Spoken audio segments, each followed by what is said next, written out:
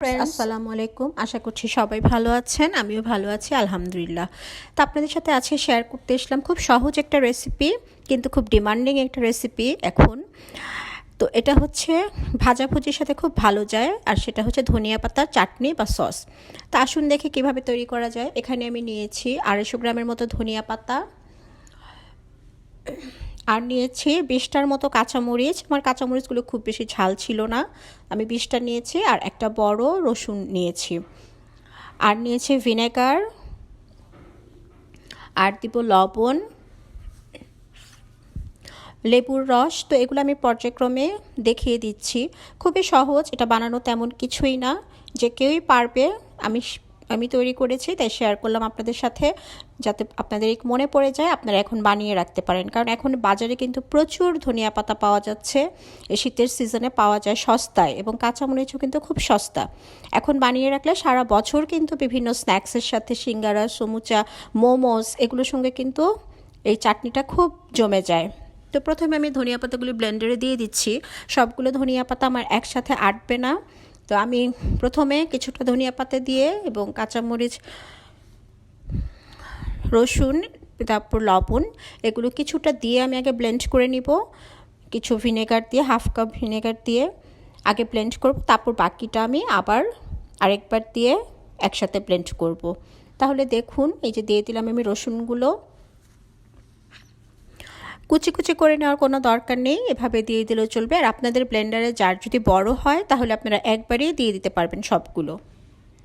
আর রসুনটা আপনারা ইচ্ছে করলে, আর কাঁচামরিচটা আপনাদের ইচ্ছে করলে যার যার ঝাল অনুযায়ী দিতে পারেন, তবে একটু ঝাল ঝাল হলেই ভালো লাগে। আর ইচ্ছে করলে কিন্তু এই চাটনিটা বানিয়ে পরেও আপনারা আবার আরও কিছু মিক্সড করতে পারবেন টেস্ট অনুযায়ী। এই যে আমি হাফ কাপ ভিনেগার এখন দিয়ে দিচ্ছি, আবার পরে আমি যখন আবার ওই ধনিয়া পাতাগুলো দিব, ব্লেন্ড করব, তখন আবার আমি হাফ কাপের মতো আমি ভিনেগার এবং হাফ কাপের মতো পানি মিক্সড করে দিব। এই যে লবণ দিয়ে দিলাম, ভিনেগারের পরিমাণটা কিন্তু বেশি দিব, পানির পরিমাণটা কম। ভিনেগার দিয়েছি 1.25 কাপ, আর পানি দিয়েছি হাফ কাপ।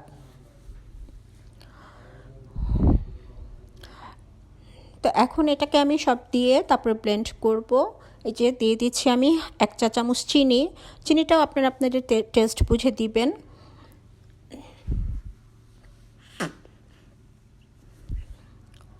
এখন ঢাকনাটা দিয়ে আমি এটাকে ব্লেন্ড করে নিয়ে আসছি।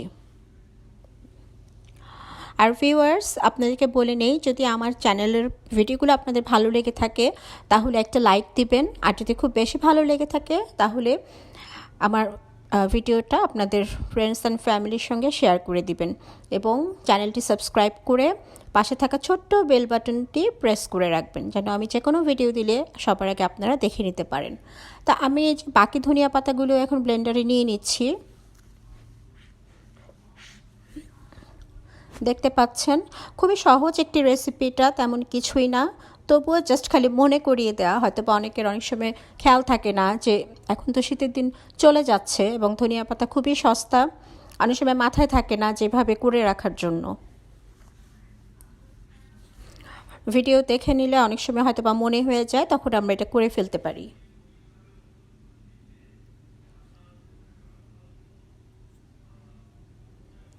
আমি কিছুটা কমিয়ে নিয়েছি, আমার একসাথে ব্লেন্ড হচ্ছে না। তা এখন এই যে আমি এগুলো একটা বাটিতে ঢেলে নিচ্ছি। প্রথম যেটা আমি দিলাম, এখন বাকি যে ধনিয়া পাতাগুলো ছিল, ধনিয়া পাতা, কাঁচামরিচ, সেগুলো এখন আমি আবার ব্লেন্ডার জারে নিয়ে ব্লেন্ড করে নিব।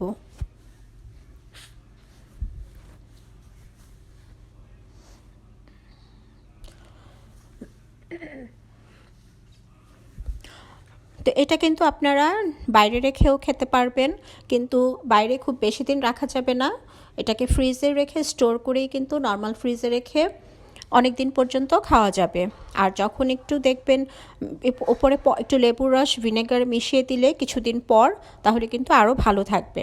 বেশ কিছুদিন, এটা 4-5-6 মাসের মতো রেখে খাওয়া যাবে। অফ সিজনে যখন ধনিয়া পাতা পাওয়া যায় না, তখন কিন্তু আমরা এই চাটনিটা বানিয়ে রেখে দিলে তখন আমরা খেতে পারি।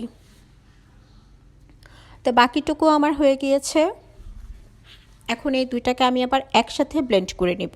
ব্লেন্ডার জারে এখন দুইটাকে আবার একসাথে একটু ব্লেন্ড করে নিব, যাতে দুইটার সব কিছু একসাথে ভালো করে মিক্সড হয়ে যায়।